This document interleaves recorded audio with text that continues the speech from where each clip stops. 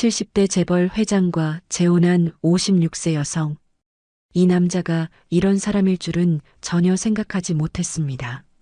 결혼을 하고 나서 2층엔 올라가지 말라는 남편. 하지만 그 사람이 그렇게 말하니 속으로는 너무나 궁금했어요. 어떤 비밀의 공간이 있는 걸까? 라는 의문이 들었죠. 마침 남편이 자리를 비웠을 때 저는 2층에 올라갔습니다. 그런데 세상에, 이게 다 뭔지, 그 사람이 이랬던 사람이었던 건가?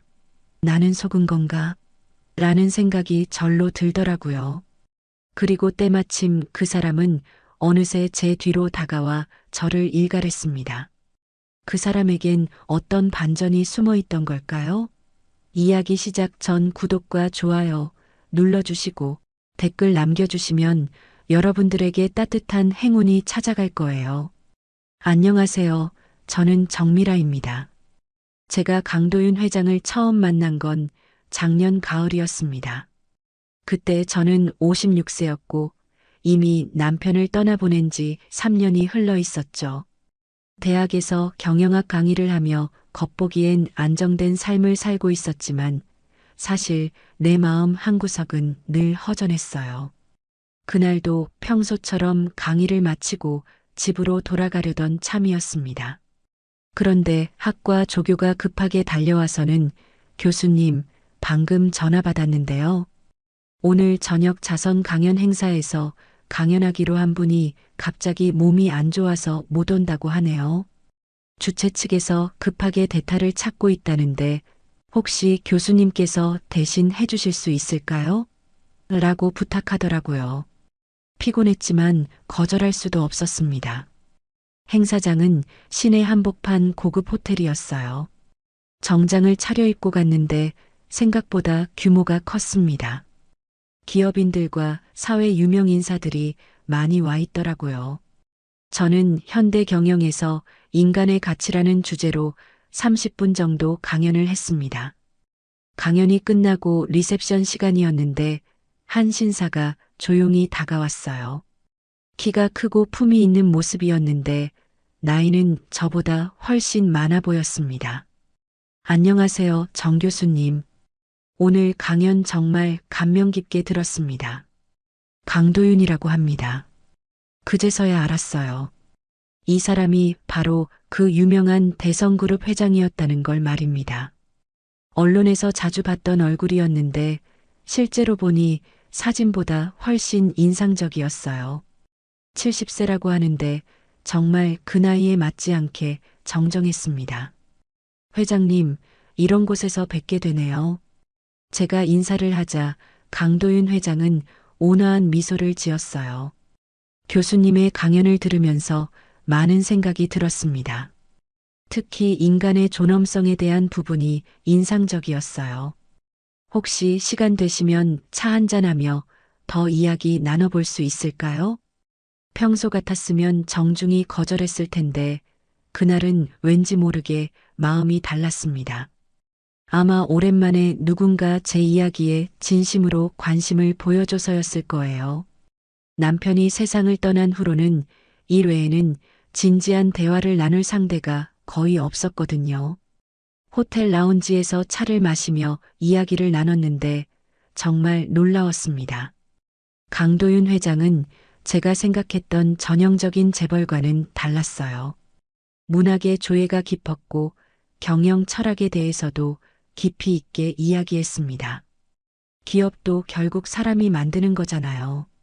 사람을 이해하지 못하면 진짜 경영은 할 수 없다고 생각합니다. 그의 말에 깊이 공감이 갔어요.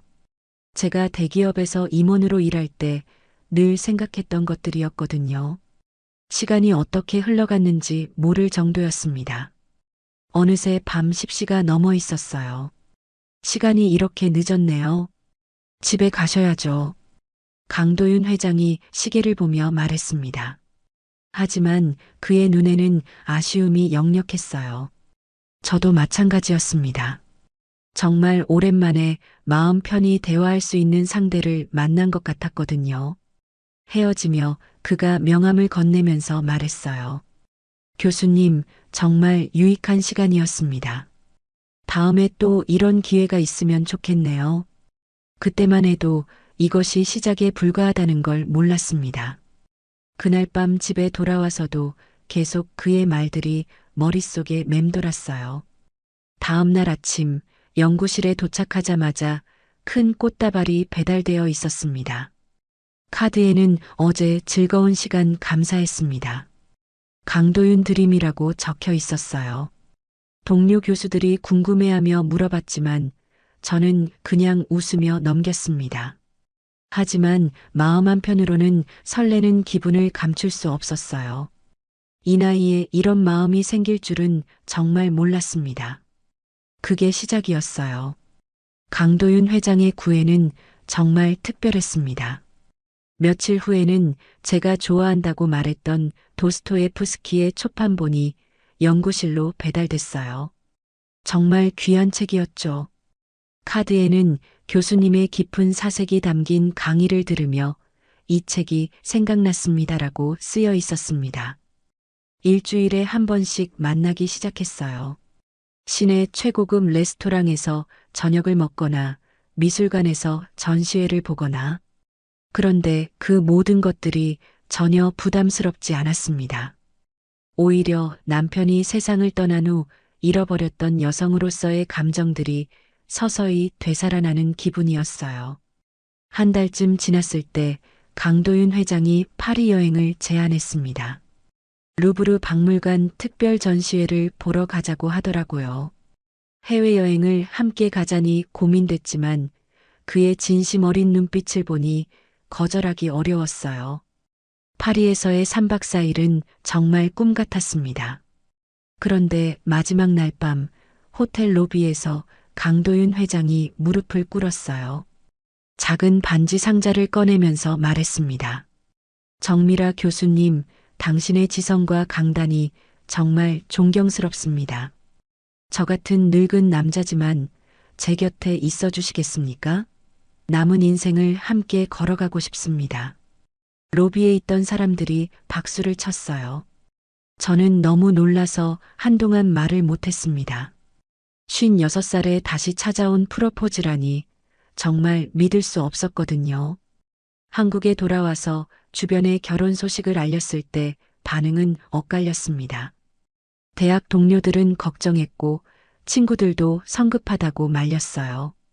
특히 제 아들은 강하게 반대했습니다. 엄마, 회장이라는 사람을 얼마나 안다고 결혼을 해요?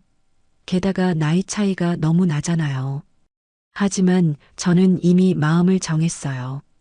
남편이 세상을 떠난 후 3년 동안 정말 외로웠거든요. 강의실에서는 당당하지만 집에 혼자 돌아가면 텅 빈 마음을 채울 수가 없었습니다. 강도윤 회장과 함께 있으면 그런 공허함이 사라지는 것 같았어요. 결혼식은 정말 성대했습니다.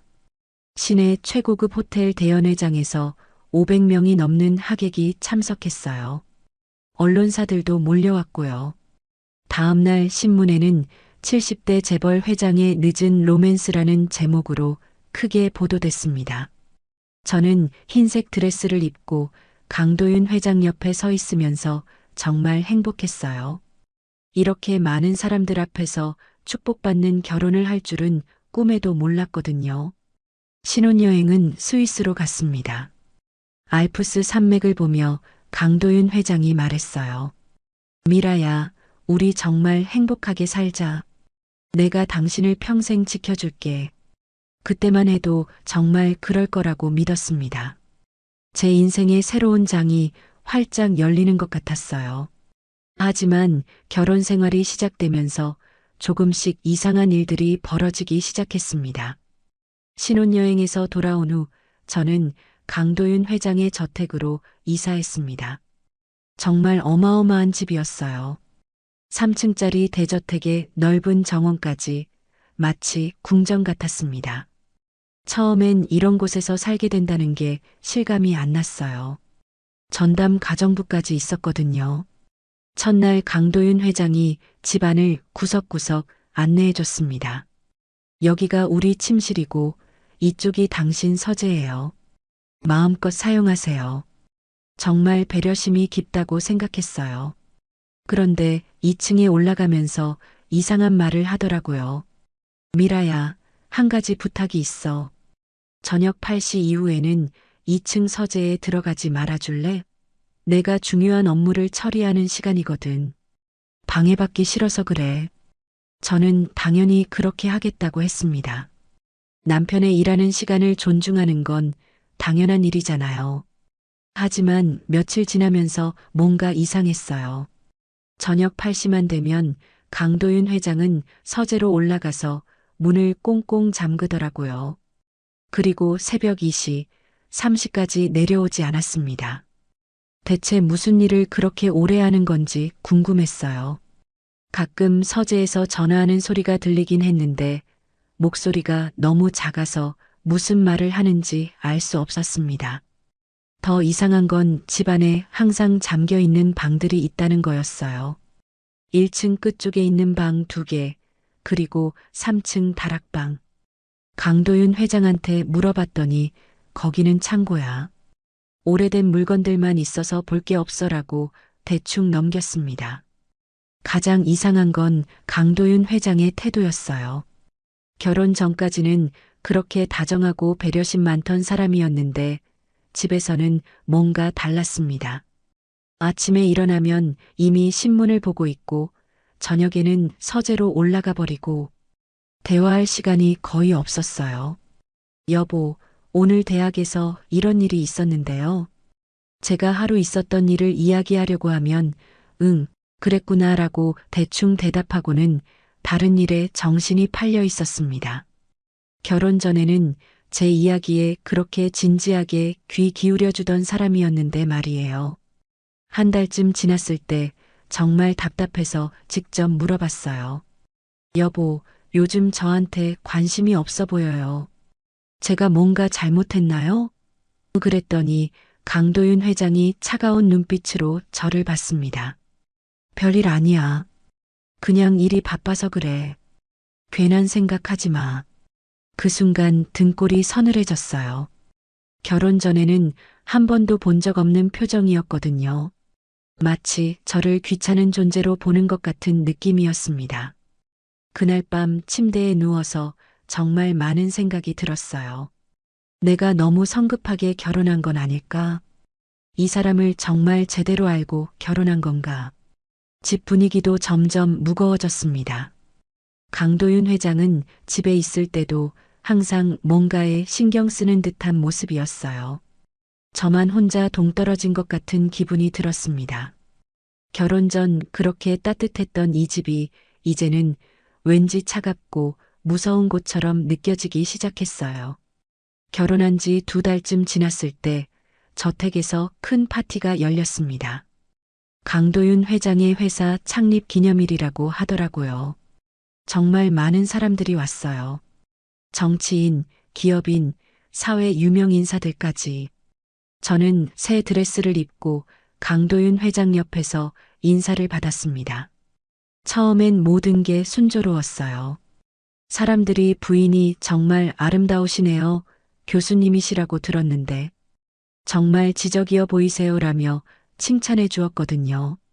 저도 나름 사교적으로 대화를 나누며 즐거운 시간을 보내고 있었습니다. 그런데 화장실에 가려고 잠깐 자리를 비웠을 때였어요. 복도에서 몇몇 부인들이 수군거리는 소리가 들렸습니다. 저 여자가 또 그러네. 전 부인들도 다 저렇게 행복해했지. 순간 등골이 서늘해졌어요. 전 부인들이라니 대체 무슨 말인지 이해할 수 없었습니다. 제가 뒤돌아서자 그 부인들은 급하게 말을 끊고 어색하게 웃으며 인사했어요. 아, 부인. 정말 아름다우세요. 하지만 그들의 눈빛에는 뭔가 동정하는 듯한 기색이 있었습니다. 마치 불쌍한 사람을 보는 것 같은 시선이었어요. 파티가 끝나고 나서도 그 말들이 계속 머릿속에 맴돌았습니다. 강도윤 회장한테 직접 물어볼까 했지만 요즘 그의 차가운 모습을 보면 선뜻 입이 떨어지지 않았어요. 그날 밤 침대에 누워서도 잠이 오지 않았습니다. 며칠 후 강도윤 회장이 출장을 간 사이 저는 결심했어요. 더 이상 궁금증을 참을 수 없었거든요. 평소 궁금했던 1층 끝쪽 잠긴 방으로 갔습니다. 문고리를 돌려봤는데 역시 잠겨 있었어요. 그런데 문 위쪽 선반에서 열쇠를 발견했습니다. 심장이 쿵쿵 뛰었지만 열쇠를 꽂고 문을 열었어요. 방 안에 들어서자마자 깜짝 놀랐습니다. 벽면 가득 가족 사진들이 걸려 있었거든요. 강도윤 회장이 다른 여자들과 함께 찍은 사진들이었어요. 결혼식 사진도 있고 여행 사진도 있고 더 충격적인 건 바닥에 놓인 아이 장난감들이었습니다. 작은 자동차, 인형, 블록들이 정리되어 있었어요. 그리고 책상 위에는 아이가 그린 듯한 그림들도 있었습니다. 아빠 사랑해라고 삐뚤삐뚤하게 쓰인 글씨도 보였고요. 손이 덜덜 떨렸어요. 이게 다 뭔지 이해할 수 없었습니다. 강도윤 회장은 분명히 독신이라고 했는데 아이가 있었다는 건가요? 그럼 이 여자들은 누구고 지금은 어디에 있는 거죠? 사진을 자세히 보니 여자들의 얼굴이 모두 달랐어요. 1명, 2명, 3명. 적어도 3명의 서로 다른 여자들과 결혼한 흔적이 있었습니다. 그런데 지금은 아무도 없고 저만 있다는 게 너무 이상했어요. 그때 현관문 열리는 소리가 들렸습니다. 강도윤 회장이 일찍 돌아온 거였어요. 급하게 사진들을 제자리에 놓고 방을 나와 문을 잠갔습니다. 열쇠도 원래 자리에 올려두고 거실로 뛰어갔어요. 미라야, 나왔어. 강도윤 회장의 목소리가 들렸습니다. 저는 최대한 자연스럽게 여보, 일찍 오셨네요 라고 대답했지만 목소리가 떨리는 걸 숨길 수 없었어요. 강도윤 회장이 제 얼굴을 유심히 봤습니다. 왜 그래? 얼굴이 하얗네. 아, 아무것도 아니에요. 그냥 좀 피곤해서요. 하지만 그의 눈빛이 달라졌어요. 마치 뭔가 눈치챈 것 같은 느낌이었습니다. 그날 저녁 식사 때 강도윤 회장이 갑자기 말했어요. 미라야, 쓸데없는 의심은 하지 마. 넌 그냥 나만 믿으면 돼. 차가운 눈빛으로 저를 똑바로 보면서 말하는 모습이 정말 무서웠습니다. 마치 제가 뭘 했는지 다 알고 있는 것 같았어요. 그날 이후로 저는 강도윤 회장을 볼 때마다 심장이 두근거렸어요. 그런데 무서운 게 아니라 불안한 마음이었습니다. 도대체 그 방에서 본 것들이 무엇을 의미하는 건지 계속 궁금했거든요. 하지만 직접 물어볼 용기는 나지 않았어요. 며칠 후 청소를 하다가 우연히 2층 서재에 들어갔습니다. 평소에는 강도윤 회장이 저녁에만 사용하는 곳이라 낮에는 비어 있었거든요. 책장을 정리하던 중 책 사이에 끼워진 작은 액자를 발견했어요. 7살쯤 되어 보이는 아이가 웃고 있는 사진이었습니다. 아이의 얼굴을 보는 순간 가슴이 철렁했어요. 눈매가 강도윤 회장과 너무 닮았거든요. 분명히 그의 아이가 맞는 것 같았습니다. 그런데 왜 이런 사진을 숨겨놓은 걸까요? 만약 정말 고아원 후원 아이라면 당당히 얘기할 수 있는 일 아닌가요? 그때 강도윤 회장이 갑자기 서재로 들어왔어요. 뭐 하고 있어? 저는 깜짝 놀라서 액자를 떨어뜨렸습니다. 바닥에 떨어진 액자를 보고 강도윤 회장의 얼굴이 순간 굳어졌어요.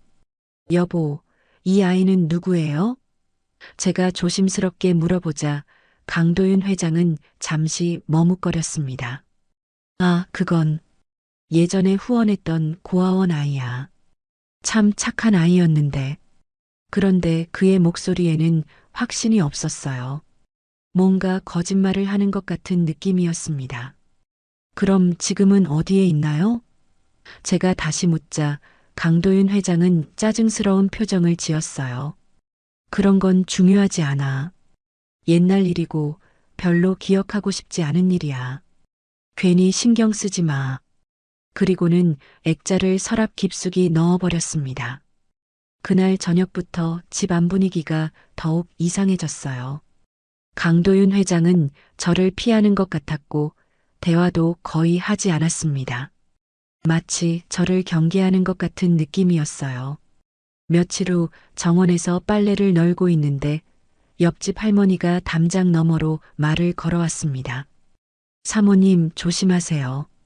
네, 뭐요? 그분이 오시면 자리를 피하는 게 좋을 거예요. 전에도 그런 일이 있었거든요. 할머니의 말에 소름이 돋았어요. 어떤 분 말씀이세요? 젊은 여자분이요. 가끔 아이 데리고 오는 분 있잖아요. 그분 오면 집안이 시끄러워져요. 저는 더 자세히 물어보려 했지만 할머니는 그냥 조심하라는 얘기예요 라고만 하고 들어가 버렸습니다. 그날 밤 잠이 오지 않아 거실에서 차를 마시고 있는데 강도윤 회장이 전화를 받는 소리가 들렸어요. 내일 오지 마라. 지금은 곤란해. 왜 자꾸 그러는 거야? 조금만 참아. 누군가와 다투는 것 같았는데 목소리가 평소와 달리 급하고 초조했습니다. 다음 날 아침 강도윤 회장은 일찍 회사에 갔어요. 저는 혼자 남아서 계속 생각했습니다.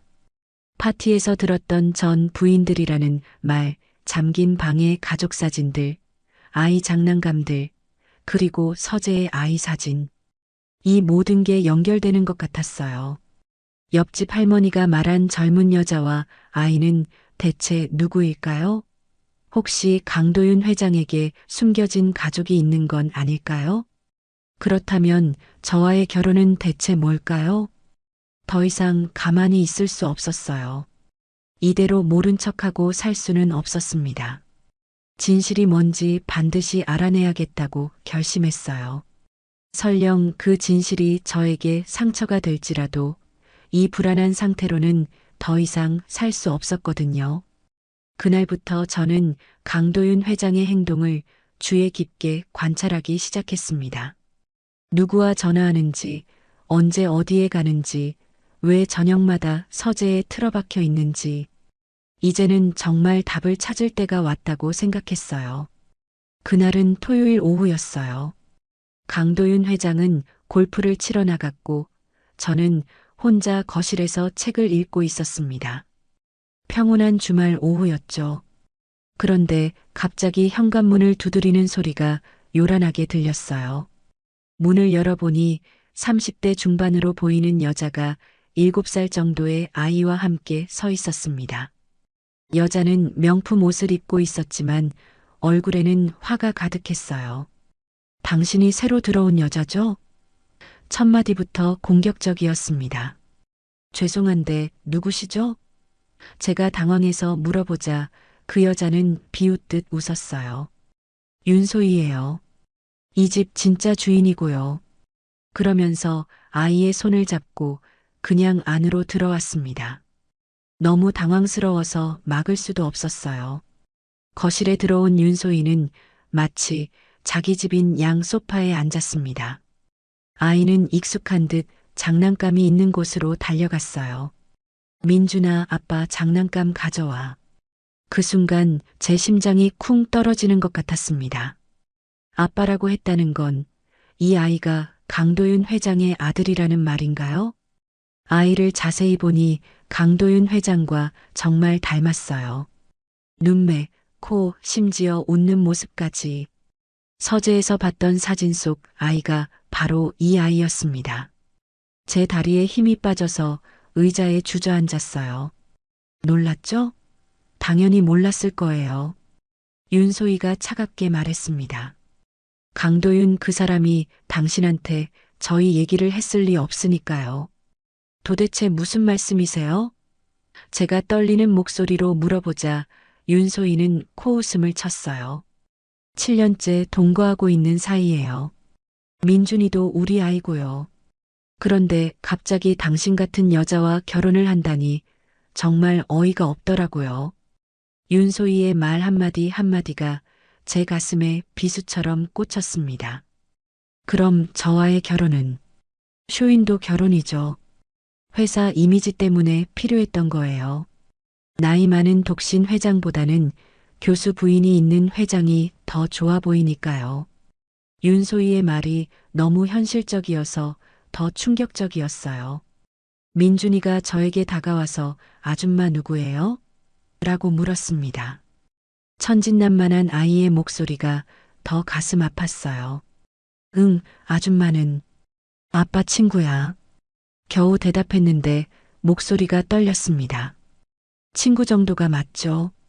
윤소희가 비웃으며 말했어요. 이 집의 진짜 주인은 우리예요. 당신은 그냥 그림자일 뿐이고요.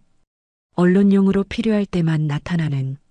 그 말을 듣는 순간 정말 화가 났어요. 제가 이렇게 무시당할 이유는 없잖아요. 증명할 수 있나요? 당신 말이 사실이라는 걸? 제가 따져 묻자 윤소희는 핸드폰을 꺼냈습니다. 이것만으로 충분하지 않나요? 화면에는 강도윤 회장과 윤소혜, 그리고 민준이가 함께 찍은 가족 사진들이 가득했어요. 작년 크리스마스, 민준이 생일, 바다 여행. 정말 행복해 보이는 가족의 모습이었습니다. 더 충격적인 건 사진 날짜였어요. 제가 강도윤 회장과 만나서 결혼하기 전으로도 계속 찍힌 사진들이 있었거든요.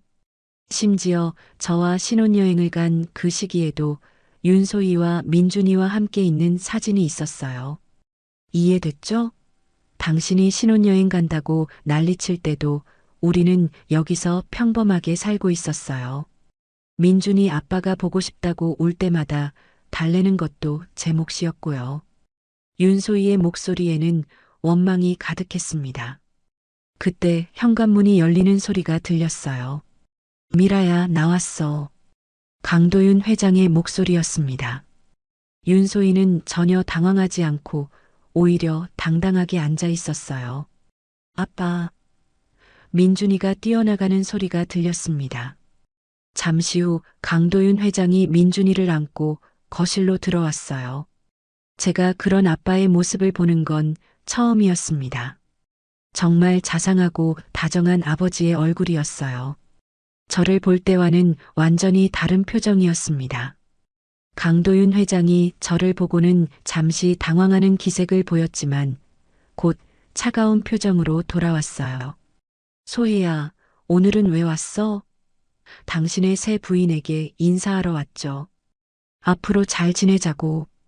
윤소희의 말에 냉소가 담겨 있었습니다. 윤소희가 떠나고 나서 저는 며칠 동안 멍하니 있었어요. 강도윤 회장은 아무 일 없다는 듯 평소처럼 행동했지만 저는 도저히 그럴 수 없었습니다. 제 인생이 송두리째 흔들리는 기분이었거든요. 더 이상 가만히 있을 수 없어서 직접 조사하기로 했어요. 먼저 인터넷에서 강도윤 회장에 대한 기사들을 찾아봤습니다. 그런데 놀라운 걸 발견했어요. 3년 전 한 경제지에 실린 작은 기사였는데 대성그룹 강도윤 회장, 젊은 연인과 행복한 시간이라는 제목이었습니다. 기사에는 강도윤 회장이 30대 여성과 아이와 함께 제주도 리조트에서 휴가를 보내는 모습이 담겨 있었어요. 사진은 멀리서 찍은 것이라 얼굴이 명확하지 않았지만 체형과 옷차림을 보니 분명 윤소희와 민준이었습니다. 더 찾아보니 이런 기사들이 여러 개 있었어요. 하지만 모두 가십성 기사였고 주요 언론에서는 다루지 않았습니다. 아마 강도윤 회장이 언론사에 압력을 넣었을 거예요. 그런데 작년부터는 이런 기사들이 아예 사라졌더라고요. 저와 만나기 시작한 시점과 딱 맞아떨어졌습니다.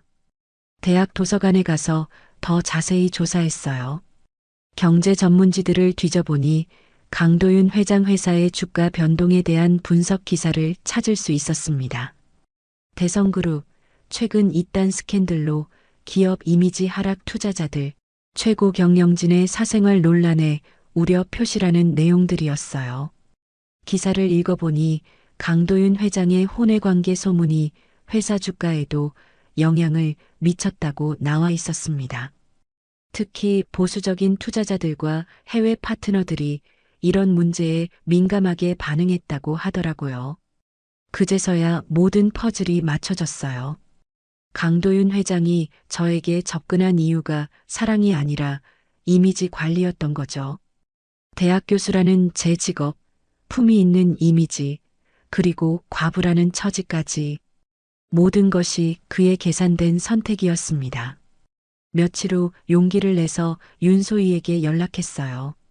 진실을 더 알고 싶었거든요. 만나자고 했더니 의외로 쉽게 응해 주었습니다. 카페에서 만난 윤소희는 처음 봤을 때보다 훨씬 차분했어요. 궁금한 게 많으실 거예요. 윤소희가 먼저 입을 열었습니다. 저희는 7년째 함께 살고 있어요. 민준이가 태어날 때부터 강도윤은 좋은 아빠였고요.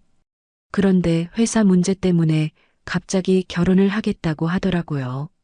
그럼 처음부터 저를 속인 거네요. 제가 쓰라리게 말하자 윤소희가 고개를 끄덕였어요. 저도 반대했어요. 하지만 강도윤은 회사를 살리기 위해서는 어쩔 수 없다고 했어요. 당신한테는 미안하지만 어차피 1년 정도만 버티면 된다고 생각했나 봐요. 1년이면 뭐가 달라지나요? 회사가 안정되면 적당한 이유를 만들어서 이혼하려고 했던 것 같아요. 그리고 다시 저희와 살려고 했고요. 윤소희의 말을 듣는 순간 정말 분노가 치밀어 올랐습니다. 집에 돌아와서 강도윤 회장을 기다렸어요. 평소처럼 저녁 8시에 서재로 올라가려는 그를 붙잡았습니다. 여보, 이제 정말 솔직하게 이야기해요. 윤소희와 민준이 얘기 말이에요. 강도윤 회장의 얼굴이 굳어졌어요. 뭘 알고 있다고 생각하는 거야? 모든 걸 알고 있어요. 신문 기사도 봤고 윤소희도 만났어요. 당신이 저를 이용한 거라는 것도 알았고요. 그러자 강도윤 회장이 차가운 미소를 지었습니다. 그래, 맞아. 처음부터 계산된 결혼이었어. 내 회사를 위해서 필요했던 거고 당신은 딱 적당한 조건이었지. 너무나 태연하게 말하는 모습에 소름이 돋았어요. 그럼 저에게 했던 모든 말들이 거짓말이었다는 거네요? 전부는 아니야. 당신의 지적인 면은 인정해. 하지만 사랑? 그런 건 처음부터 없었어. 그의 말이 제 가슴을 찢어놓는 것 같았습니다. 그날 밤 저는 정말 많이 울었어요. 분노보다는 자괴감이 더 컸습니다. 어떻게 이렇게 속을 수 있었을까? 제가 이렇게 바보였나 싶었어요. 하지만 울고 나니 오히려 마음이 정리됐습니다. 다음 날 아침 거울을 보며 스스로에게 다짐했어요. 정밀아, 너는 누구의 장식품도 아니야. 이제 당당하게 맞서 싸워. 더 이상 피해자로 살 수는 없었습니다. 강도윤 회장이 저를 이용했다면 이제는 제가 진실을 세상에 알릴 차례였어요. 제가 진실을 폭로하기로 결심한 후 모든 일이 빠르게 진행됐어요. 먼저 제가 모은 자료들을 기자에게 넘겼습니다. 경제지 기자였는데 제 이야기를 듣고는 정말 놀라더라고요. 이 정도면 충분히 기사화할 수 있습니다라고 하면서 며칠 안에 보도하겠다고 했어요. 기사가 나가자 파장이 엄청났습니다.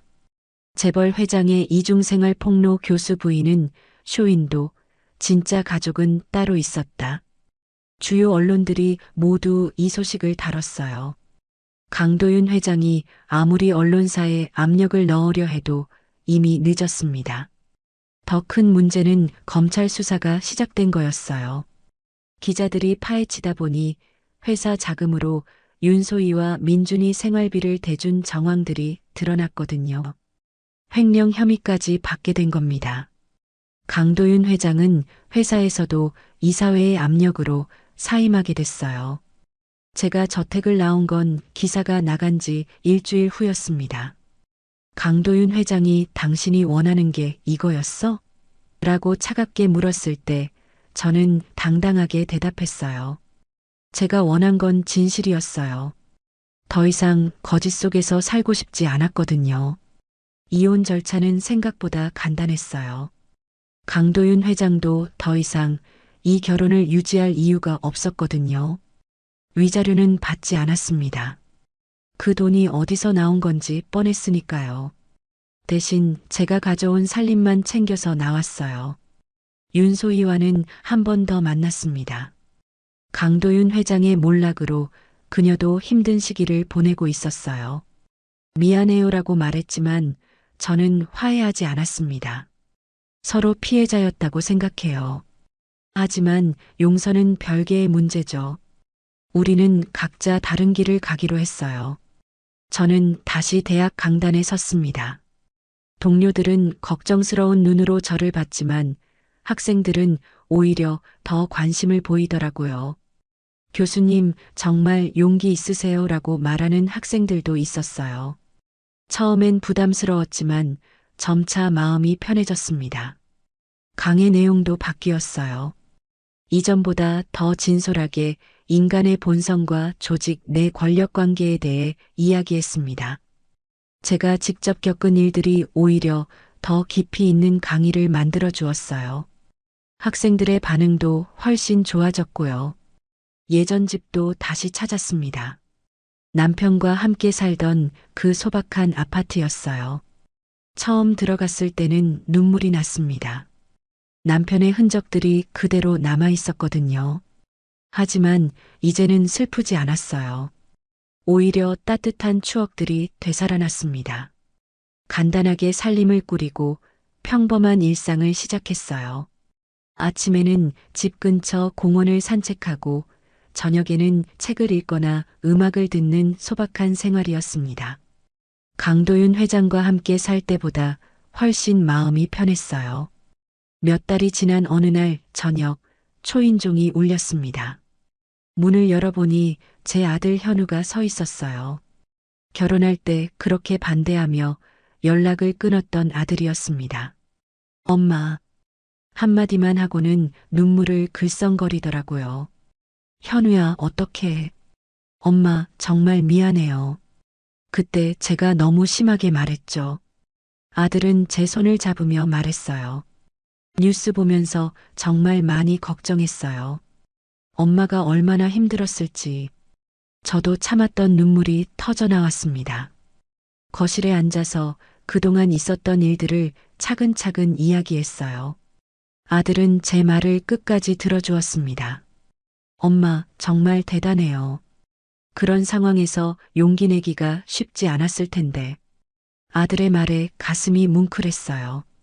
현우야, 엄마는 괜찮다. 이제 정말 괜찮아. 저도 알아요. 엄마가 얼마나 강한 분인지. 하지만 이번엔 내가 엄마 곁을 지킬게요. 혼자 두지 않을 거예요. 아들이 제 손을 꼭 잡으며 말했습니다. 그 순간 정말 많은 감정이 밀려왔어요. 지난 1년간의 혼란스러운 시간들, 배신감과 분노, 그리고 다시 일어서는 과정까지 모든 게 의미 있는 시간이었다는 생각이 들었습니다. 강도윤 회장과의 결혼으로 많은 걸 잃었지만 진짜 소중한 것들을 되찾았으니까요. 아들과 함께 늦은 저녁을 먹으며 앞으로의 계획을 이야기했어요. 소박하지만 진실한 삶, 그게 제가 원하는 전부였습니다. 이제야 정말 제 인생을 살아가는 기분이었어요. 당신 대체 뭐 하는 사람이야? 아버지가 이 지경이 되도록 당신은 뭘 했어? 회장님의 아들이 저에게 소리쳤습니다. 나머지 자녀들도 저를 보고 혀를 찼죠. 저는 단지 회장님이 쓰러졌을 때 신속하게 전화를 했을 뿐이었어요. 때마침 회장님이 깨어났습니다. 정말 다행이었어요. 회장님은 저에게 이리 오라고 손짓했어요. 그러고는 저에게 하시는 말씀이 이야기 시작 전 구독과 좋아요 눌러주시고 댓글 남겨주시면 여러분들에게 따뜻한 행운이 찾아갈 거예요. 저는 박은영, 올해 55살입니다. 요즘 매일 아침이면 습관적으로 구직 사이트를 켜보는데 45세 이하 우대, 신입 환영, 젊은 인재 모집 이런 문구들만 눈에 들어와요. 그럴 때마다 허탈한 웃음이 나오더라고요. 오늘도 마찬가지였습니다. 이력서 작성 페이지에서 자기소개서란을 보다가 뭘 써야 할지 막막해서 그냥 컴퓨터를 껐어요. 그래서 또 TV를 켰습니다. 드라마 속 주인공들은 다들 바쁘게 살고 있는데 저만 이렇게 소파에 파묻혀 있는 것 같았어요. 리모컨만 계속 돌리면서 내가 뭘 하고 있는 거지? 라는 생각이 들었죠. 집 밖은 나가기 싫고 그렇다고 집에 있자니 숨이 막히는 것 같았습니다. 사실 2년 전만 해도 이런 하루를 보낼 거라고는 상상도 못했어요. 그때는 대학생 딸과 함께 평범하지만 행복한 삶을 살고 있었거든요. 남편은 중견기업 부장으로 일했고 저는 집에서 딸 뒷바라지만 하면 되는 그런 일상이었죠. 그런데 하루아침에 모든 게 바뀌어 버렸습니다. 남편이 회사에서 횡령 누명을 쓴 거예요. 물론 결백했지만 증명하기까지 너무 오랜 시간이 걸렸어요. 그 과정에서 남편은 극심한 스트레스로 우울증에 걸렸고 결국 병이 악화되어 세상을 떠났습니다. 남편의 죽음 이후 모든 게 무너졌어요. 회사에서는 유족 배려 차원이라며 퇴직금도 제대로 주지 않았고 사람들은 수군거렸죠. 연기 잘한다. 정말 몰랐을까. 이런 시선들을 견디기 힘들었어요. 딸 지민이가 제일 걱정이었습니다. 엄마, 아빠가 정말 그런 일 안 했죠? 아이의 떨리는 목소리를 들으니 가슴이 찢어지는 것 같았어요. 물론이야, 아빠는 그런 분이 아니야. 그렇게 말했지만 아이도 학교에서 얼마나 힘들었을까 싶었죠. 결국 집을 정리하고 작은 원룸으로 이사했습니다. 지민이는 괜찮다고 말했지만 아이 표정이 예전 같지 않았어요. 활발하던 성격도 내성적으로 변했고 친구들과도 거리를 두더라고요. 그렇게 2년이 흘렀습니다. 처음에는 정신이 없어서 시간이 빨리 갔는데 요즘은 하루하루가 너무 길어요. 딸은 대학에 가서 기숙사에 살고 저는 혼자 이 좁은 방에서 뭘 해야 할지 모르겠더라고요. 그렇게 몇 주가 지난 어느 날 동네 부동산에서 연락이 왔어요. 은영 씨, 한남동에 가사도우미 구하는 집이 있는데 가보시겠어요? 처음에는 망설였습니다. 한남동이면 부자 동네인데 저 같은 사람이 가도 될까 싶었거든요. 하지만 선택의 여지가 많지 않았죠.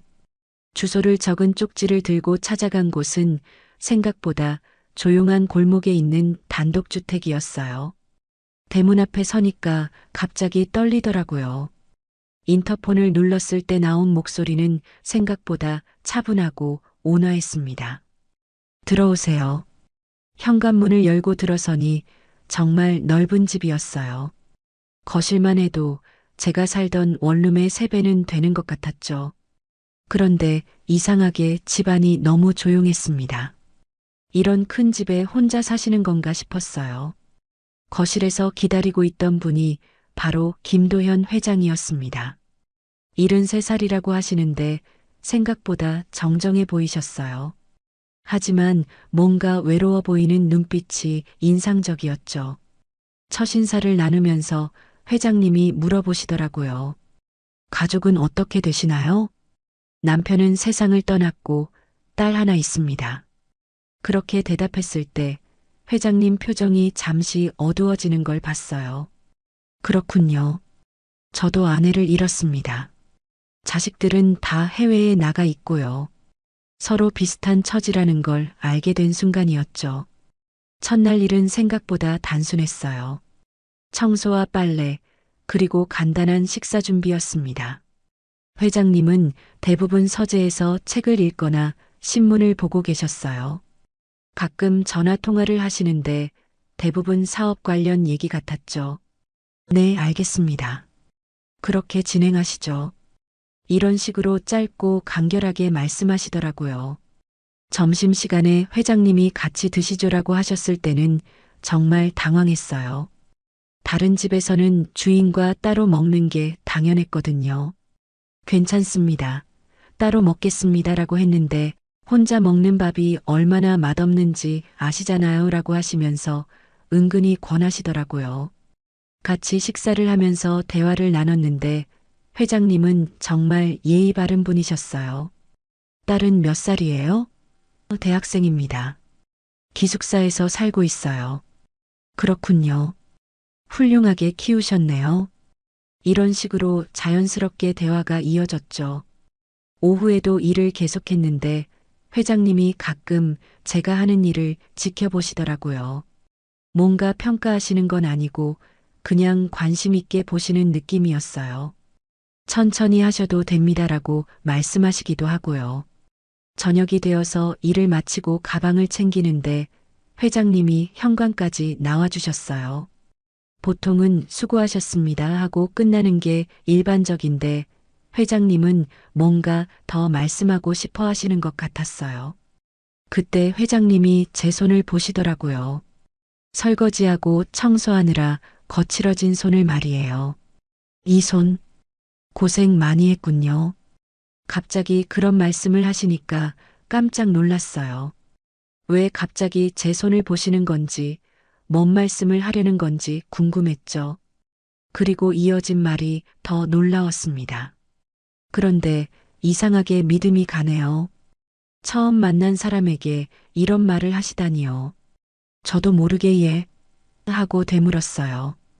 회장님은 잠시 생각하시더니 아니에요. 그냥 그런 느낌이 들어서요라고 하셨죠. 집으로 돌아오는 길에 계속 생각이 났어요. 회장님이 왜 그런 말씀을 하셨을까? 처음 본 사람에게 믿음이 간다는 건 어떤 의미일까? 평소에 남을 쉽게 신뢰하지 않으시는 분 같았는데 말이에요. 회장님 댁에서 일한 지 일주일 정도 지났을까요? 매일 아침 9시에 출근해서 오후 5시에 퇴근하는 일상이 조금씩 익숙해지고 있었어요. 회장님도 제가 하는 일에 만족하시는 것 같았고, 저도 나름대로 안정감을 느끼고 있었죠. 그런데 그날은 평소와 달랐습니다. 오후 4시쯤 되었을 때 회장님이 저를 서재로 불러주셨어요. 은영 씨, 잠시 이야기 좀 하죠. 목소리가 평소보다 진지하더라고요. 혹시 제가 뭔가 잘못했나 싶어서 가슴이 두근거렸어요. 서재에 들어가니 회장님이 책상 앞에 앉아 계셨습니다. 저는 어디에 앉아야 할지 몰라서 서 있었는데 앉으세요라고 하시면서 책상 앞 의자를 가리키셨어요. 앉긴 했지만 등받이에 기대지도 못하고 어색하게 앉아 있었죠. 회장님이 잠시 창밖을 바라보시더니 말씀하셨어요. 은영 씨, 일주일 동안 지켜보니까 정말 성실하시네요. 감사합니다라고 대답했는데 뭔가 더 중요한 말씀을 하실 것 같은 분위기였어요. 제 심장이 빨리 뛰기 시작했죠. 사실 저한테는 고민이 하나 있습니다. 회장님이 다시 말을 이어가셨어요. 제 나이가 이제 73이에요. 언제 무슨 일이 생길지 모르겠어요. 자식들은 멀리 있고 혼자 이 큰 집에서 생활하기가 점점 불안해지더라고요. 그 말씀을 듣는 순간 뭔가 심각한 제안이 올 것 같은 예감이 들었어요. 회장님의 표정이 평소와 달리 진지했거든요.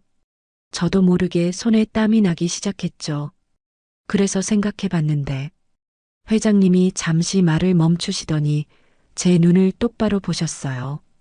월 1,000만 원을 드릴 테니 내 곁에서 살면서 저를 돌봐주시지 않겠어요? 그 순간 머리가 하얗게 변했어요. 월 1,000만 원이라니요? 제가 지금까지 받던 급여의 몇 배가 되는 돈이었어요. 하지만 동시에 너무 당황스러웠죠. 왜 갑자기 이런 제안을 하시는 건지, 뭔가 다른 의도가 있는 건 아닌지 온갖 생각이 머릿속을 스쳐갔어요. 죄송합니다만 저는 떨리는 목소리로 말했어요. 너무 갑작스러운 제안이라서요. 그리고 그 많은 돈은 걱정하지 마세요. 저에게는 충분히 여유가 있으니까요. 회장님이 제 말을 끊으시면서 답하셨죠. 그런데 정말 이해할 수 없었어요. 왜 하필 저였을까요? 회장님, 제가요? 왜 하필 저입니까? 정말 궁금해서 그렇게 물어봤어요. 세상에는 저보다 더 젊고 더 능력 있는 사람들이 많은데 말이에요. 회장님은 잠시 침묵하셨어요. 뭐라고 대답하실지 기다리고 있었는데 예상과 달리 직접적인 답변을 주시지 않으셨어요. 그냥 의미심장한 눈빛으로 저를 바라보시기만 하더라고요. 그 시선 속에 뭔가 깊은 뜻이 숨어 있는 것 같았지만 저로서는 알 수가 없었어요. 지금 당장 대답하지 않으셔도 됩니다. 회장님이 다시 말씀하셨어요. 충분히 생각해 보시고 결정하세요. 하지만 제 제안은 진심입니다. 목소리에 진정성이 느껴져서 더 혼란스러웠어요. 서재에서 나와 남은 일을 마무리하면서도 계속 그 말이 머릿속에 맴돌았어요. 월 1,000만 원이면 지민이 등록금 걱정도 없고 제가 구직 활동에 매달릴 필요도 없겠죠.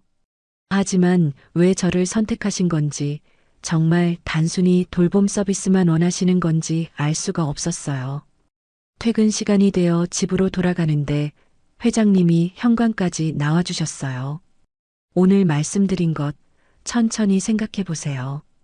그렇게 말씀하시면서 다시 한번 그 깊은 눈빛으로 저를 보셨어요. 뭔가 말하고 싶은 게 더 있으신 것 같았지만 결국 말씀하지 않으셨죠. 집으로 가는 길에 온갖 생각이 들었어요. 이 제안을 받아들여야 할까? 거절해야 할까? 그리고 무엇보다 회장님의 진짜 의도가 뭘까? 왜 하필 저였을까?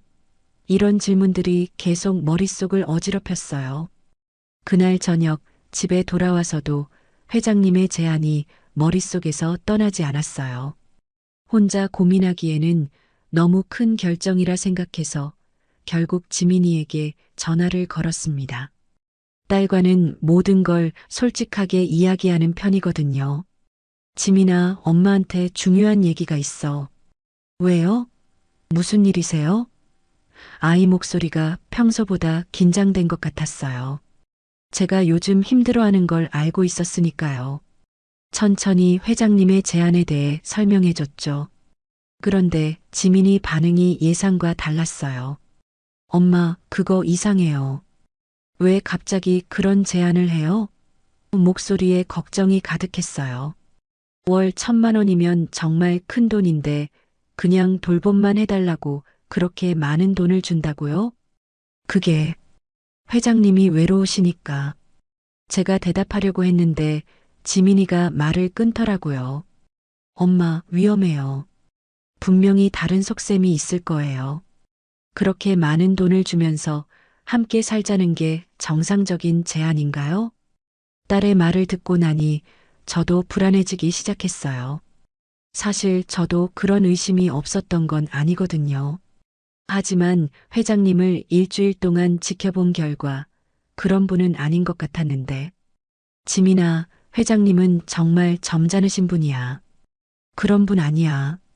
엄마가 세상 물정을 너무 모르세요. 지민이 목소리가 더 단호해졌어요. 요즘 세상에 그런 순수한 제안이 어디 있어요? 엄마, 제발 그런 위험한 일은 하지 마세요. 제가 알바를 더 할게요. 딸과 통화를 마치고 나니 마음이 더 복잡해졌어요. 지민이 말도 일리가 있었거든요. 하지만 한편으로는 이런 기회를 놓치면 언제 또 이런 안정적인 일자리를 찾을 수 있을까 하는 생각도 들었죠. 며칠 후 회장님 댁에서 일하고 있는데 현관벨이 울렸어요. 회장님이 문을 여시더니 미란아, 왜 갑자기 하시는 목소리가 들렸어요. 여동생이 오셨나 보다 싶었죠. 저는 부엌에서 설거지를 하고 있었는데 거실에서 대화하는 소리가 들렸어요. 오빠, 우리 얘기 좀 해요. 김미란 씨의 목소리였어요. 뭔가 심각한 톤이었죠. 저는 계속 일을 하면서도 귀를 기울이고 있었는데 갑자기 제 이름이 나오더라고요. 저 여자 말이에요. 김미란 씨가 말했어요. 오빠가 저런 여자를 집에 들이는 걸 내가 처음부터 반대했잖아요. 이웃들이 뭐라고 하는지 아세요? 그 순간 가슴이 철렁했어요. 저를 두고 하시는 말씀인 게 분명했거든요. 손에 들고 있던 그릇이 떨릴 정도였어요. 설거지를 멈추고 조용히 듣고 있었죠. 미라나, 은영 씨는 그냥 일하러 오시는 분이야. 회장님이 차분하게 말씀하셨어요. 무슨 이상한 생각을 하는 거야? 그런데 김미란 씨는 멈추지 않더라고요. 오빠도 참 순진해요. 요즘 세상에 그냥 일만 하려는 여자가 어디 있어요? 분명히 다른 목적이 있을 거예요. 목소리가 점점 날카로워졌어요. 사람들이 벌써 수군거리고 있어요. 김 회장이 젊은 여자를 집에 들였다고요. 제가 젊다니요. 55살을 젊다고 하시는 건지. 하지만 그것보다 더 충격적인 건 사람들이 저를 그런 시선으로 본다는 거였어요. 가슴이 답답해서 숨쉬기가 힘들었죠. 그리고 오빠, 혹시 그 여자가 오빠 재산을 노리는 건 아닌가요? 김미란 씨가 더 노골적으로 말했어요. 요즘 그런 사람들 많다고 하잖아요. 외로운 노인들 접근해서 재산을 가로채는. 미란아, 회장님 목소리가 높아졌어요. 너무 심한 거 아니야? 은영 씨가 그런 분이 아니야. 하지만 김미란 씨는 멈추지 않았어요. 오빠가 너무 순진해요. 저런 여자가 오빠 곁을 드나드는 걸 보고만 있을 수는 없어요. 사람들 입에 오르내리면 어떡할 거예요? 우리 집안 체면이 말이 아니에요. 그 말을 듣는 순간 눈물이 나올 것 같았어요. 저는 정말 순수한 마음으로 일하러 온 건데 이렇게 오해받고 있다니. 억울하고 서러웠지만 제가 나서서 해명할 수도 없는 상황이었어요. 부엌에서 계속 듣고 있자니 너무 괴로웠어요. 하지만 그렇다고 거실로 나갈 수도 없고 그냥 조용히 참고 있을 수밖에 없었죠. 제 손은 계속 떨리고 있었고 가슴은 답답했어요. 오빠, 제발 정신 차려요. 김미란 씨가 마지막으로 말했어요. 나이 드신 분들이 이런 일로 사기당하는 경우가 얼마나 많은데요. 그 여자 보내세요. 그 후 한동안 조용했어요. 회장님이 뭐라고 대답하실지 저는 가슴 졸이며 기다리고 있었죠. 이 모든 상황이 너무 억울하고 괴로웠어요. 김미란 씨와의 불편한 일이 있은 지 며칠이 지났어요. 회장님은 평소와 다름없이 저를 대해주셨지만 저는 계속 마음이 무거웠죠.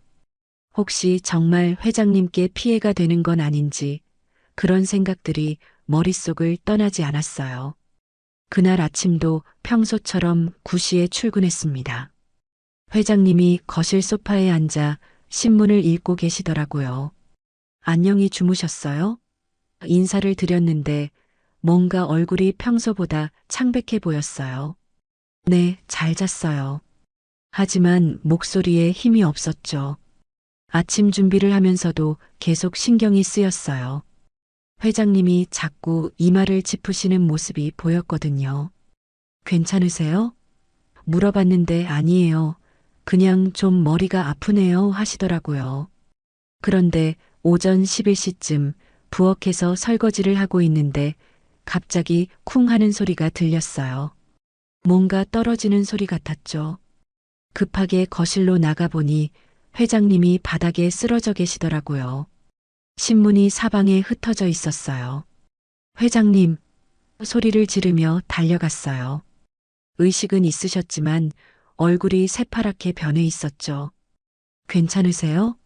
어디가 아프세요? 손을 잡아봤는데 차갑고 축축했어요.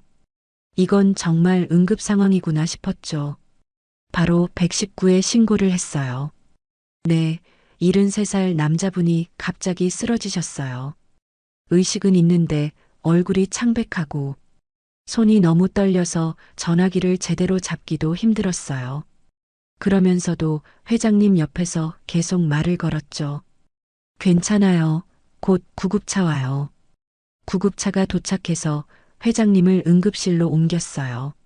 저도 함께 따라갔는데 정말 무서웠어요. 회장님이 들것에 누워 산소 마스크를 쓰고 있는 모습을 보니 눈물이 나려고 했죠. 제가 제대로 돌봤다면 이런 일이 생겼을까 하는 자책감이 들었어요. 병원에서 김미란 씨에게 연락을 했어요. 회장님의 핸드폰에서 가족 연락처를 찾아서요.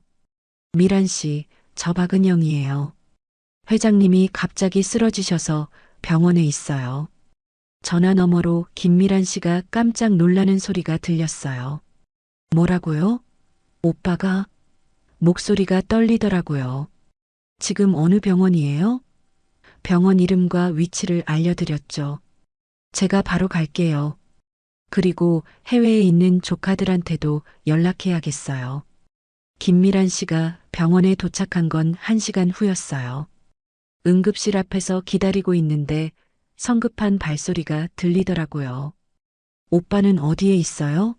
얼굴이 창백했지만 저를 보는 눈빛은 여전히 차갑더라고요. 의사 선생님이 나와서 상황을 설명해 주셨어요. 혈압이 급격히 오른 상태에서 일시적으로 쓰러지신 것 같습니다. 다행히 큰 문제는 없지만 며칠 입원 관찰이 필요해요. 그제야 안도의 한숨이 나왔죠. 그런데 김미란 씨가 갑자기 저에게 말하더라고요. 이게 다 뭐예요? 오빠를 제대로 돌봤다면 이런 일이 생겼을까요? 목소리에 화가 섞여 있었어요. 제가 아침에 얼굴이 안 좋으신 걸 봤는데 변명을 하려고 했지만 말이 제대로 나오지 않았어요. 다음 날 해외에 있던 회장님의 아들 김준호 씨가 급하게 귀국했어요. 국제전화로 김미란 씨가 상황을 알려드렸던 거죠. 준호 씨는 병실에 들어오자마자 저를 째려보더라고요. 당신이 아버지를 돌보던 분이죠? 목소리가 차갑고 날카로웠어요. 네, 그렇습니다. 대답했는데 이어진 말이 저를 더 절망에 빠뜨렸어요. 당신이 제대로 돌봤다면 아버지가 이렇게까지 됐겠어요? 혈압 관리도 제대로 안 하고. 김미란 씨도 거들었어요. 내가 뭘 했어? 저 여자가 오빠 곁을 지킨다더니 결국 이런 결과잖아. 내 말 들었어야지. 병실 앞 복도에서 그들의 질책을 들으며 저는 눈물이 맺혔어요. 정말 억울했지만 무슨 말을 해야 할지 몰랐어요. 제가 최선을 다했다고, 회장님을 정말 정성껏 돌봤다고 말하고 싶었지만 목소리가 나오지 않았죠. 결국 고개만 숙인 채 서 있을 수밖에 없었어요.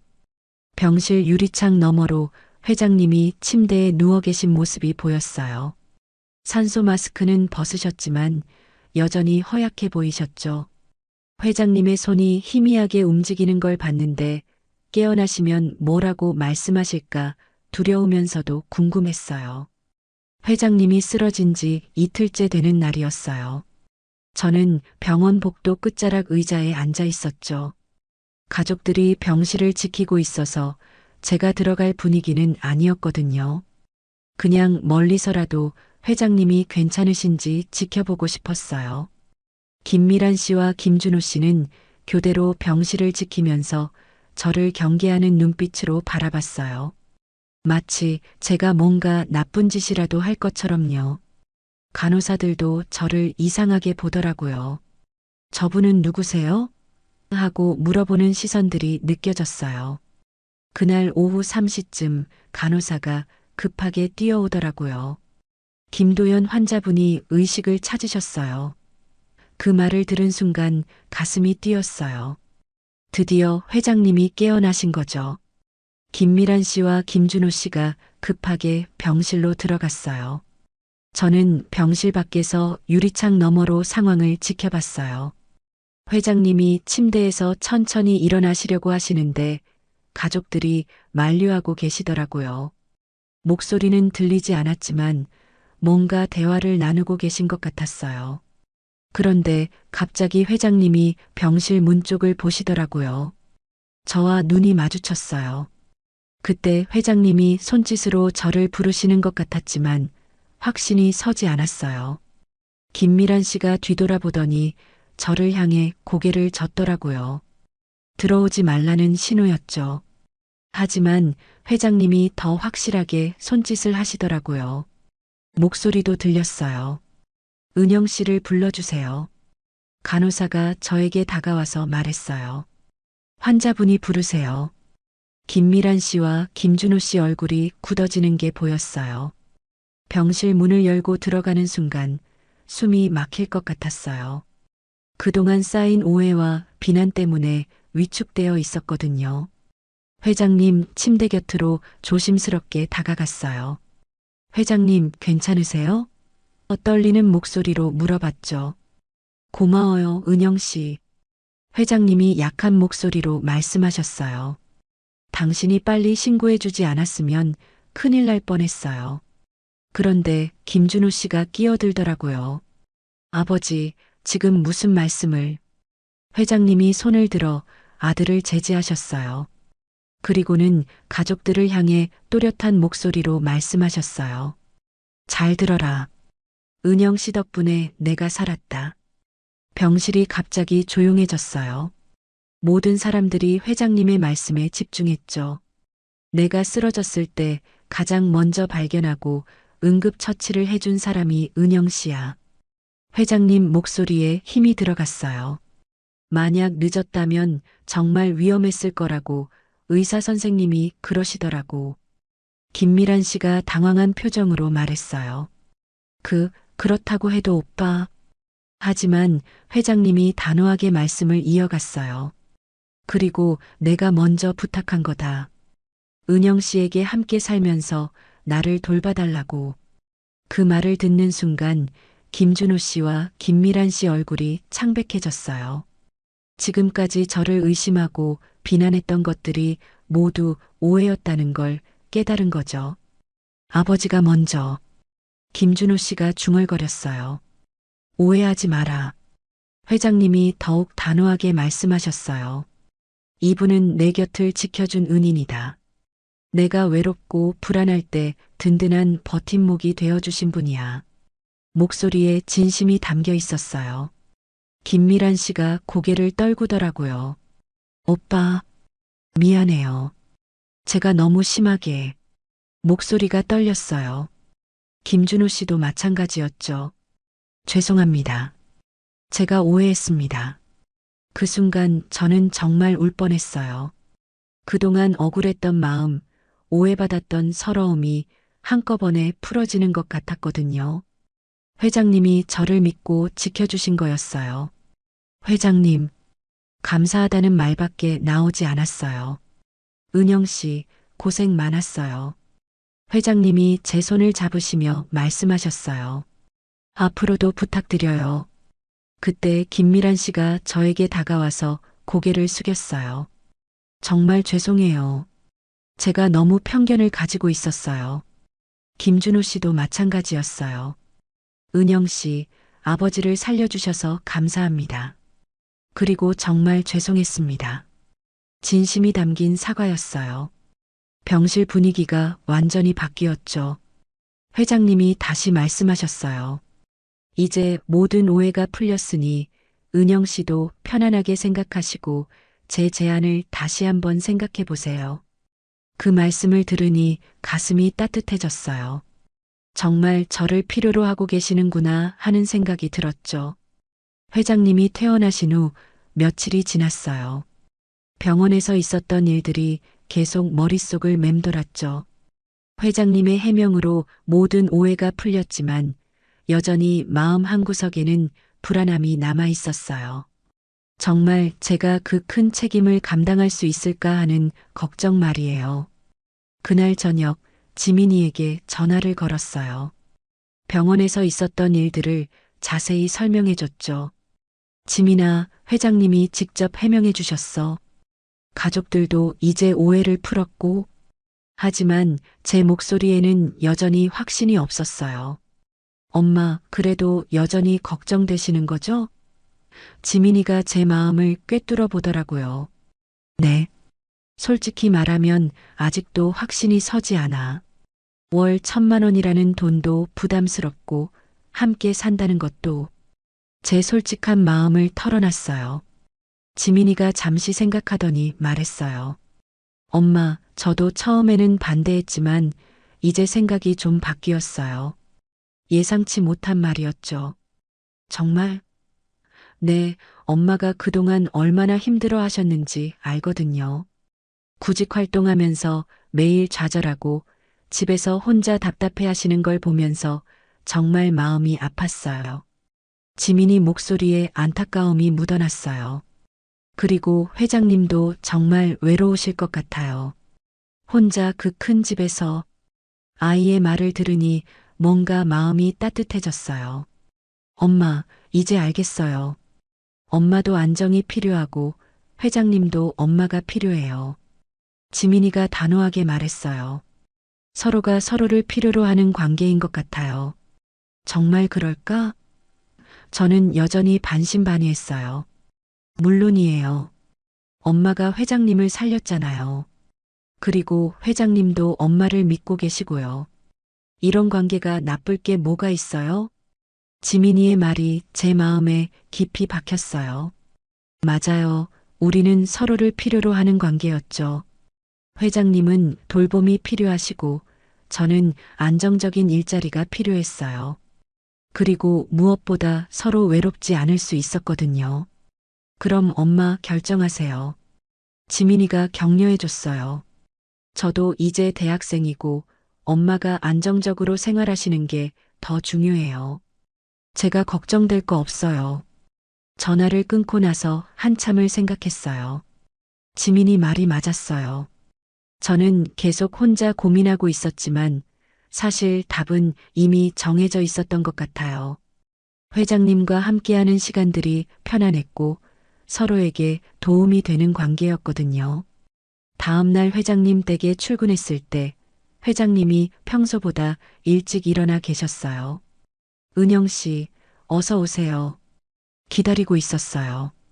얼굴색도 많이 좋아지셨고 목소리에도 활력이 돌아오신 것 같았어요.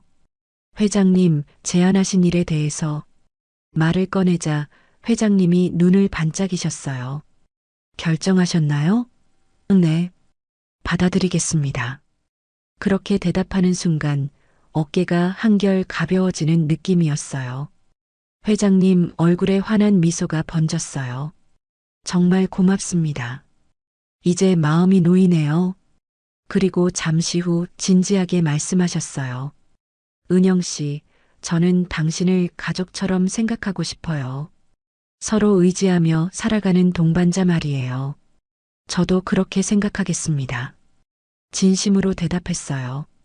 이상하게 마음이 편안해졌거든요. 더 이상 혼자가 아니라는 느낌, 서로를 지켜줄 사람이 있다는 안정감이 들었어요. 그럼 언제부터 함께 생활할까요? 회장님이 물어보셨어요. 이번 주말부터 짐을 옮겨오면 될까요? 물론이죠. 2층에 방을 하나 준비해 놓겠어요. 편안하게 지내실 수 있도록. 그날 집에 돌아와 짐을 정리하기 시작했어요. 많지 않은 소지품들을 박스에 담으면서 생각했죠. 새로운 시작이구나. 불안하기도 했지만 기대되기도 했어요. 회장님과 함께라면 서로 의지하며 좋은 시간을 보낼 수 있을 것 같았거든요. 저녁에 지민이가 전화를 했어요. 엄마 결정하셨어요? 응, 받아들이기로 했어. 잘하셨어요. 이제 엄마도 새로운 인생을 시작하는 거네요. 아이의 응원이 정말 큰 힘이 되었어요. 지민아, 고마워. 내가 이해해줘서. 당연하죠. 엄마 행복이 제일 중요해요. 그 말을 들으니 눈물이 핑 돌았어요. 정말 든든한 딸을 둔 것 같았죠. 이제 정말 새로운 삶이 시작되는 거였어요. 혼자가 아닌 서로를 돌보는 관계. 그런 삶을 살아갈 준비가 됐다고 생각했어요. 회장님과 함께 생활한 지 2달이 지났어요. 처음 며칠은 어색했지만 이제는 정말 자연스러워졌죠.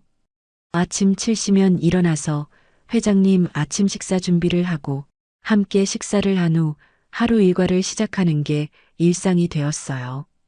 회장님은 정말 배려심 많은 분이셨어요. 제가 2층 방에서 쉬고 있을 때 절대 불편하게 하지 않으셨고 항상 은영 씨 시간을 존중해 주셨거든요. 저녁 8시 이후엔 편히 쉬세요라고 하시면서요. 어느 날 아침 회장님이 서재에서 오래된 사진첩을 보고 계시더라고요. 뭘 보고 계세요? 물어봤더니 아내와 함께 찍은 사진들이에요라고 하시면서 한 장 한 장 넘기고 계셨어요. 사진 속 회장님은 정말 행복해 보였죠. 많이 보고 싶으시겠어요. 조심스럽게 말했더니 그렇죠. 40년을 함께 살았으니까요. 회장님 목소리에 그리움이 묻어났어요. 하지만 이제는 괜찮아요. 은영 씨가 있으니까 외롭지 않아요. 그 말을 듣는 순간 가슴이 따뜻해졌어요. 제가 정말 회장님께 도움이 되고 있구나 싶었거든요. 저도 회장님 덕분에 많이 안정되었어요. 진심으로 대답했죠. 요즘 지민이도 자주 안부 전화를 해요. 엄마 어떠세요? 회장님과 잘 지내고 계세요? 응, 정말 좋아. 회장님이 나를 딸처럼 대해주셔. 실제로 회장님은 제 건강을 세심하게 챙겨주시고 지민이 이야기만 나와도 관심 있게 들어주셨거든요. 김미란 씨와 김준호 씨도 가끔 방문하세요. 처음과는 완전히 달라진 모습이었어요. 은영 씨, 항상 고맙습니다. 형님이 정말 밝아지셨어요. 김준호 씨가 진심으로 말씀하시더라고요. 김미란 씨도 오빠가 이렇게 웃는 모습 오랜만에 봐요라고 하셨죠. 어느 봄날 저녁이었어요. 회장님과 거실에서 차를 마시고 있는데 창밖으로 벚꽃이 흩날리고 있었어요. 참 아름답네요. 제가 말했더니 회장님이 고개를 끄덕이시면서 말씀하셨어요. 은영 씨, 제가 하고 싶은 말이 있어요. 갑자기 진지해지신 회장님 표정을 보니 긴장이 됐어요. 네, 말씀하세요. 처음에 사람들이 많이 오해했잖아요. 저희 관계를 말이에요. 맞아요. 처음에는 정말 많은 오해와 시선들이 있었죠. 이웃들도 수군거렸고 가족들도 반대했었어요. 사람들은 오해했지만 우리는 알아요. 회장님이 따뜻한 미소를 지으시며 말씀하셨어요. 자네는 내 마지막을 함께할 가장 든든한 친구예요. 그 말씀을 들은 순간 눈물이 핑 돌았어요. 친구라는 단어가 이렇게 따뜻하게 느껴질 줄 몰랐거든요. 연인도 아니고 가족도 아니지만 서로를 진심으로 아끼는 친구. 저도 회장님 덕분에 다시 살 힘을 얻었어요. 제가 미소를 지으며 대답했어요. 정말 그랬거든요. 회장님을 만나고 나서 제 인생에 다시 의미가 생겼어요. 누군가를 돌보고 누군가에게 필요한 존재가 된다는 것의 소중함을 알게 됐죠. 앞으로도 잘 부탁드려요, 친구. 회장님이 손을 내미시더라고요. 저야말로요, 친구. 저도 그 손을 잡았어요. 그 순간 정말 마음이 평온해졌어요. 이런 관계도 있구나. 사랑이 전부가 아니구나. 그날 밤 제 방에서 창밖을 바라보며 생각했어요. 2년 전 남편을 잃고 절망에 빠져 있던 제가 이런 평온한 일상을 찾을 줄 누가 알았을까요? 회장님도 마찬가지실 거예요. 아내를 잃고 외로워하셨던 분이 이렇게 안정된 일상을 되찾으실 줄. 지민이가 지난번에 그런 말을 했어요. 엄마, 요즘 목소리가 정말 밝아졌어요. 행복해 보여요. 정말 그래요. 저는 지금 행복해요. 거창한 사랑이나 열정적인 감정은 아니지만 서로를 아끼고 의지하는 이 관계가 주는 안정감과 따뜻함. 요즘 이런 생각을 해요. 사랑이 아니어도 괜찮다고. 서로를 지켜주는 우정만으로도 충분히 의미 있는 삶을 살 수 있다고. 특히 우리처럼 인생의 후반부를 살아가는 사람들에게는 이런 동반자가 더 소중할지도 모르겠어요. 매일 아침 회장님과 나누는 안녕히 주무셨어요? 잘 잤어요. 하는 인사, 함께 마시는 차 한 잔, 저녁 산책길에 나누는 소소한 대화들. 이 모든 것들이 제게는 삶을 살아갈 이유가 되어주고 있어요. 그래요. 이것이야말로 노년을 살아가는 가장 큰 힘이 아닐까요? 서로를 이해하고 존중하며 외롭지 않게 곁을 지켜주는 진실한 우정 말이에요. 동규 씨, 어디 갔어요, 동규 씨? 어제만 해도 같이 항구를 거닐던 그가 아침부터 보이지 않습니다. 민박집 어디를 뒤져도 그의 목소리는 들리지 않았어요. 어제 나를 그렇게 사랑한다고 말해놓고는 말도 없이 떠나는 이런 경우가 어디 있나요? 저는 민박집 안에 홀로 덩그러니 남아 있습니다. 내가 벌써 싫어진 건가? 혼자 있기 싫다면서 나를 버리고 가는 건 대체 무슨 심보인 건가 싶었어요. 하지만 며칠 뒤 그는 다시 돌아왔고 그의 표정에는 힘든 마음이 담겨 있었어요. 원망이 한순간에 걱정으로 바뀌는 순간이었어요. 그와 동시에 제 딸이 여기는 어떻게 알고 찾아왔는지, 그와 제가 함께 있는 모습을 목격하고는 과연 무슨 일이 있었던 걸까요? 이야기 시작 전 구독과 좋아요 눌러주시고 댓글 남겨주시면 여러분들에게 따뜻한 행운이 찾아갈 거예요. 안녕하세요. 저는 정화입니다. 올해 59살이고요. 30년 넘게 초등학교에서 아이들을 가르쳤죠. 지금은 통영에 와 있어요. 혼자 여행을 온 거예요. 아침 일찍 버스에서 내려서 가장 먼저 중앙시장으로 발걸음을 옮겼습니다. 시장 골목마다 생선 비린내와 김치 냄새가 뒤섞여 있더라고요. 할머니들이 좌판에 앉아 멸치며 미역을 팔고 있는 모습이 정겹더라고요. 시장을 천천히 둘러보며 걸었어요. 이런 시장 풍경을 본 게 얼마만인지 모르겠더라고요. 시장을 나와서는 바다로 향했습니다. 통영 앞바다가 한눈에 펼쳐지더라고요. 파란 하늘과 맞닿은 수평선을 보고 있으니 가슴이 뻥 뚫리는 기분이었어요. 갈매기들이 날아다니고 어선들이 느긋하게 떠 있는 모습이 평화로웠습니다. 여기 좋네. 벤치에 앉아 한참을 바다만 바라보았어요. 사실 저는 지금 도망치는 중이었거든요. 남편이 세상을 떠난 지 벌써 1년이 다가오고 있어요. 집에 있으면 너무 답답했거든요. 매일 같은 시간에 일어나서 혼자 아침을 먹고 혼자 TV를 보고 또 혼자 잠들기를 반복하고 있었습니다. 거실 소파며 식탁이며 모든 게 남편과의 추억이 담겨 있어서 숨이 막히더라고요. 특히 저녁 때가 가장 힘들었죠. 남편이랑 함께 보던 드라마 시간이 되면 혼자 앉아 있는 게 너무 서러웠거든요. 어느 날 문득 이런 생각이 들더라고요. 이렇게 살면 안 되겠다고 말이에요. 그래서 딸 수연이에게 전화를 걸었습니다. 통영으로 여행을 가보고 싶다고, 혼자 바다라도 보면서 마음을 정리하고 싶다고 했어요. 수연이는 처음엔 걱정스러워했지만 엄마가 답답해하는 걸 알고 있었나 봐요. 잘 갔다 오라고, 연락 자주 하라고 하더라고요. 그 말을 듣고 나니 마음이 한결 가벼워졌어요. 그래서 다음 날 아침 일찍 통영행 버스를 탔던 거죠. 집에서 느꼈던 그 답답함이 바닷바람에 조금씩 날아가는 것 같았거든요. 해가 지기 시작하니 숙소를 찾아야겠다 싶었습니다. 택시를 타고 해안가를 따라 달리는데 운전기사 아저씨가 말을 걸어왔어요. 어디 민박 찾으세요?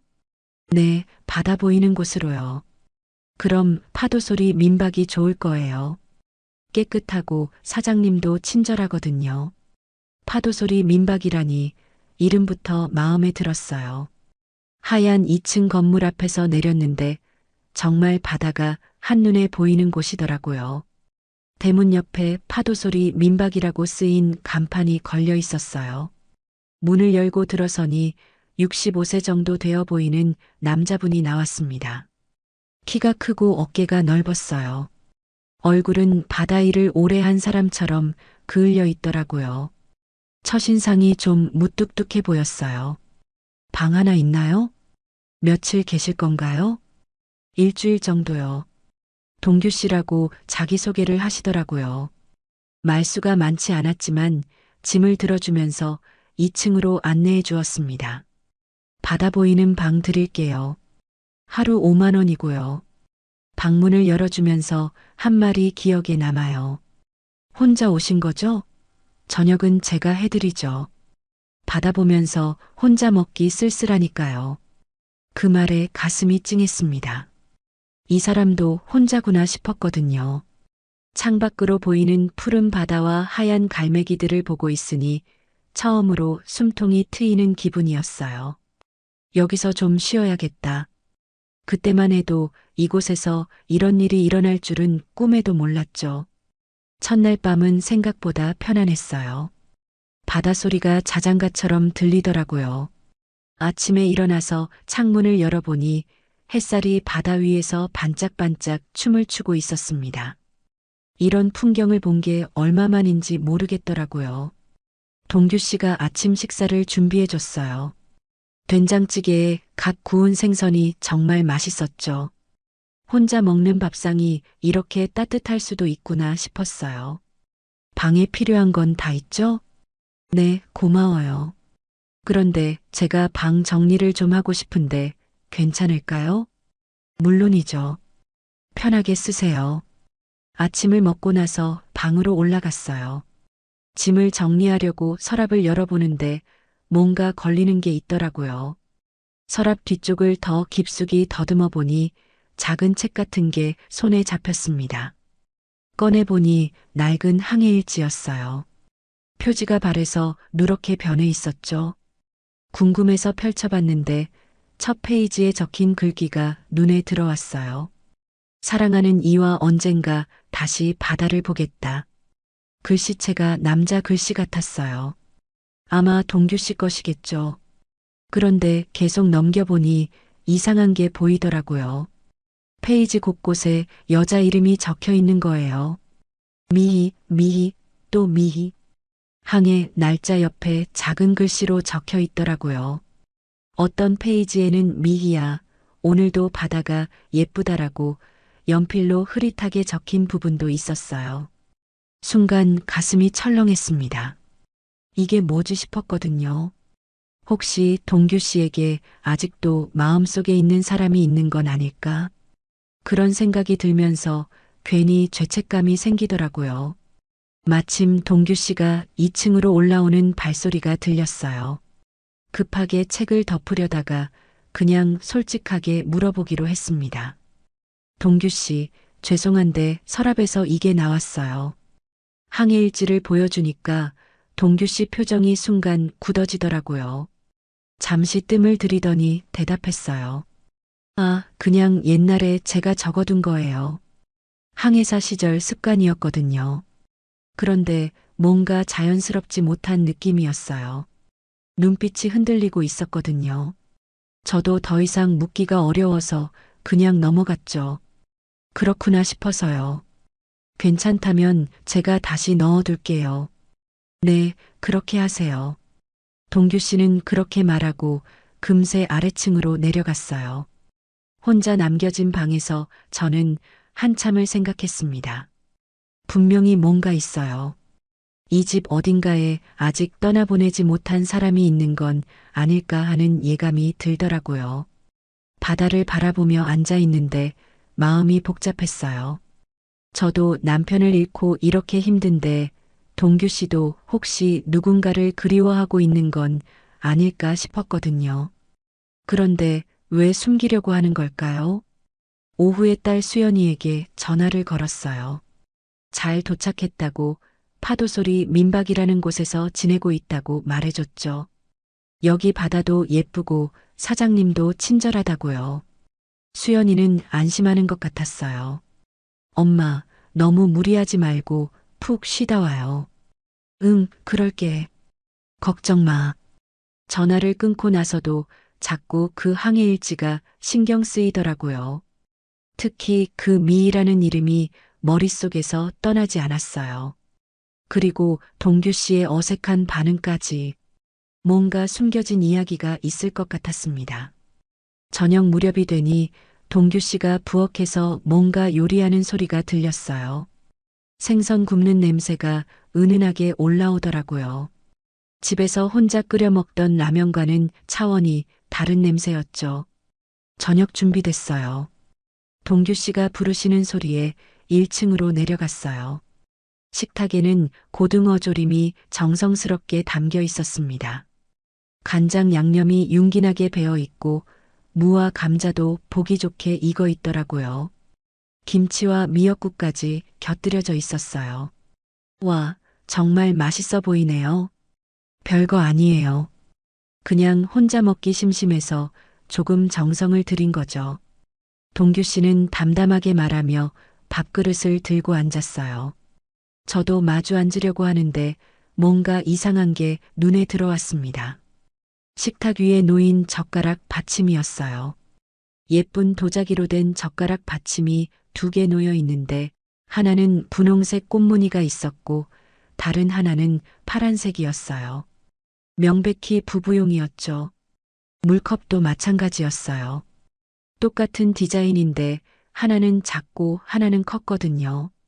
가슴이 뭉클해지더라고요. 이 식탁은 여전히 2사람의 공간인 것 같았어요. 동규 씨 혼자 사는 것 같지 않게 모든 게 짝을 이루고 있었거든요. 분명히 예전에 누군가와 함께 이 자리에 앉아서 밥을 먹었을 거예요. 괜찮아요? 동규 씨가 제 표정을 보고 물어보더라고요. 저는 괜찮다고 대답하려다가 갑자기 울컥했어요. 남편과 함께 앉아 밥 먹던 우리 집 식탁이 떠올랐거든요. 남편이 좋아하던 젓가락, 항상 남편 자리에 놓아두던 큰 물컵까지 말이에요. 눈물이 흘러내렸어요. 참으려고 했는데 안 되더라고요. 이런 모습 보이기 싫어서 고개를 돌렸지만 이미 늦었죠. 죄송해요. 갑자기 왜 이러는지 모르겠네요. 동규 씨는 아무 말 없이 일어나서 티슈를 가져다 주었어요. 그리고는 제 밥그릇에 밥을 덜어주면서 조용히 말했어요. 혼자 먹는 게 제일 쓸쓸한 법입니다. 그 한마디에 또 눈물이 났어요. 동규 씨도 저와 같은 마음이구나 싶었거든요. 혼자 앉아서 밥 먹는 게 얼마나 서러운지, 그 빈자리가 얼마나 크게 느껴지는지 아시는 것 같았어요. 저도 그래요. 집에서 혼자 밥 먹을 때마다 눈물이 나더라고요. 그러게요. 맛있는 걸 해도 나눠 먹을 사람이 없으니까 의미가 없어지더라고요. 동규 씨도 조금 울먹이는 것 같았어요. 서로 말은 안 했지만 둘 다 비슷한 상황이라는 걸 알 수 있었죠. 식탁 위에 고요함이 흘렀어요. 고등어 조림 냄새와 함께 뭔가 묵직한 감정들이 섞여 있는 그런 정적이었어요. 분홍색 젓가락 받침을 보면서 생각했어요. 저 자리에 앉아있던 사람은 누구였을까? 미이라는 사람이었을까?